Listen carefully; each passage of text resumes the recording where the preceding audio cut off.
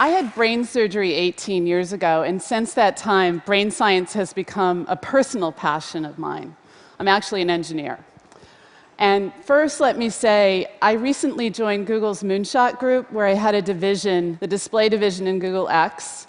And the brain science work I'm speaking about today is work I did before I joined Google and on the side outside of Google. So, that said, there's a stigma when you have brain surgery. Are you still smart or not? And if not, can you make yourself smart again? After my neurosurgery, part of my brain was missing, and I had to sort of deal with that. It wasn't the gray matter, but it was a gooey part dead center that makes key hormones and neurotransmitters. Immediately after my surgery, I had to decide what amounts of each of over a dozen powerful chemicals to take each day. Because if I just took nothing, I would die within hours. Every day now, for 18 years, every single day, I've had to try to decide the combinations and mixtures of chemicals and try to get them to stay alive. There have been several close calls, but luckily, I'm an experimentalist at heart. So I decided I would experiment to try to find more optimal dosages, because there really isn't a clear roadmap on this that's detailed. I began to try different mixtures, and I was blown away by how tiny changes in dosages dramatically changed my sense of self, my sense of who I was, my thinking, my behavior towards people. One particularly dramatic case, for a couple months I actually tried dosages and chemicals typical of a man in his early 20s. And I was blown away by how my thoughts changed. I was angry all the time. I thought about sex constantly. And I thought I was the smartest person in the entire world. And of course, over the years, I'd met guys kind of like that, or maybe kind of toned down versions of that. I was kind of extreme. But to me, the surprise was I wasn't trying to be arrogant. I was actually trying, with a little bit of insecurity, to actually fix a problem in front of me. And it just didn't come out that way. So I couldn't handle it. I changed my dosages. But that experience, I think, gave me a new appreciation for men and what they might walk through. And I've gotten along with men a lot better since then. What I was trying to do with tuning these hormones and neurotransmitters and so forth was to try to get my intelligence back after my illness and surgery, my creative thought, my idea flow. And I think mostly in images. And so for me, that became a key metric. How to get these mental images that I use as a way of kind of rapid prototyping, if you will, my ideas, trying on different new ideas for size, playing out scenarios. This kind of thinking isn't new. Philosophers like Hume and Descartes and Hobbes saw things similarly. They thought that mental images and ideas were actually the same thing.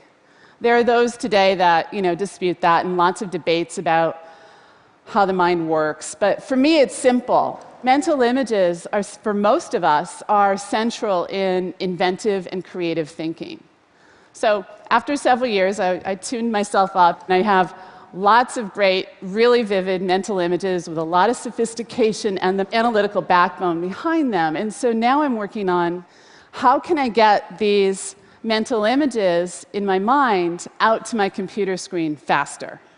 Can you imagine, if you will, a movie director being able to use her imagination alone to direct the world in front of her, or a musician to get the music out of his head? There are incredible possibilities with this as sort of a way for creative people to share at light speed. And the truth is, the remaining bottleneck in being able to do this is just upping the resolution of brain scan systems. So let me show you why I think we're pretty close to getting there by sharing with you two recent experiments from two top neuroscience groups. Both used fMRI technology, functional magnetic resonance imaging technology, to image the brain. And here is a brain scan set from Giorgio Ganis and his colleagues at Harvard. And on the left-hand column shows a brain scan of a person looking at an image. The middle column shows the brain scan of that same individual imagining seeing that same image. And the right column was created by subtracting the middle column from the left column, showing the difference to be nearly zero. This was repeated on lots of different individuals with lots of different images, always with a similar result. The difference between seeing an image and imagining seeing that same image is next to nothing. Next, let me share with you one other experiment, this from Jack Gallant's lab at Cal Berkeley. They've been able to decode brain waves into recognizable visual fields. So let me set this up for you. In this experiment, individuals were shown hundreds of hours of YouTube videos while scans were made of their brains to create a large library of their brain reacting to video sequences.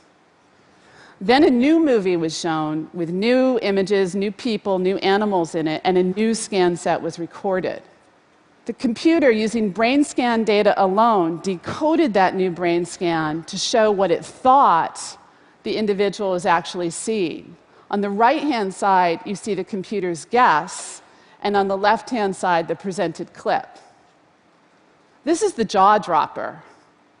We are so close to being able to do this, we just need to up the resolution. And now remember that when you see an image versus when you imagine that same image, it creates the same brain scan. So this was done with the highest resolution brain scan systems available today, and their resolution has increased really about 1,000-fold in the last several years. Next, we need to increase the resolution another 1,000-fold to get a deeper glimpse.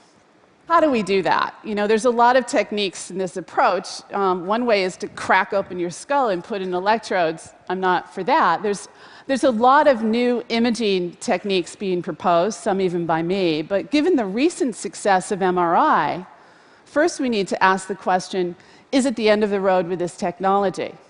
Conventional wisdom says the only way to get higher resolution is with bigger magnets.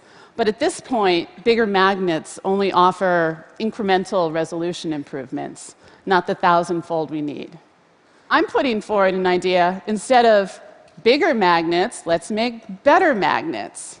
There's some new technology breakthroughs in nanoscience when applied to magnetic structures that have created a whole new class of magnets. And with these magnets, we can lay down very fine, detailed magnetic field patterns throughout the brain.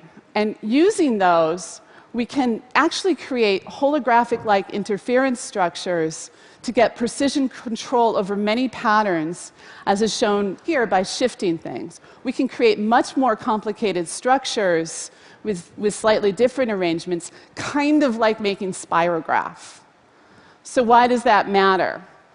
A lot of effort in MRI over the years has gone into making really big, really huge magnets, right? But yet most of the recent advances in resolution have actually come from ingeniously clever encoding and decoding solutions in the FM radio frequency transmitters and receivers in the MRI systems. Let's also, instead of a uniform magnetic field, put down structured magnetic patterns in addition to the FM radio frequencies. So by combining the magnetic patterns with the patterns in the FM radio frequencies processing, we can massively increase the information that we can extract in a single scan. And on top of that, we can then layer our ever-growing knowledge of brain structure and memory to create a 1,000-fold increase that we need. And using fMRI, we should be able to measure not just oxygenated blood flow, but the hormones and neurotransmitters I've talked about, and maybe even the direct neural activity, which is the dream. We're going to be able to dump our ideas directly to digital media. Could you imagine if we could leapfrog language and communicate directly with human thought? What would we be capable of then? And how will we learn to deal with the truths of unfiltered human thought? You think the internet was big. These are huge questions. It might be irresistible as a tool to amplify our thinking and communication skills. And indeed, this very same tool may prove to lead to the cure for Alzheimer's and similar diseases. We have little option but to open this door. Regardless, pick a year. Will it happen in 5 years or 15 years? It's hard to imagine it taking much longer. We need to learn how to take this step together. Thank you.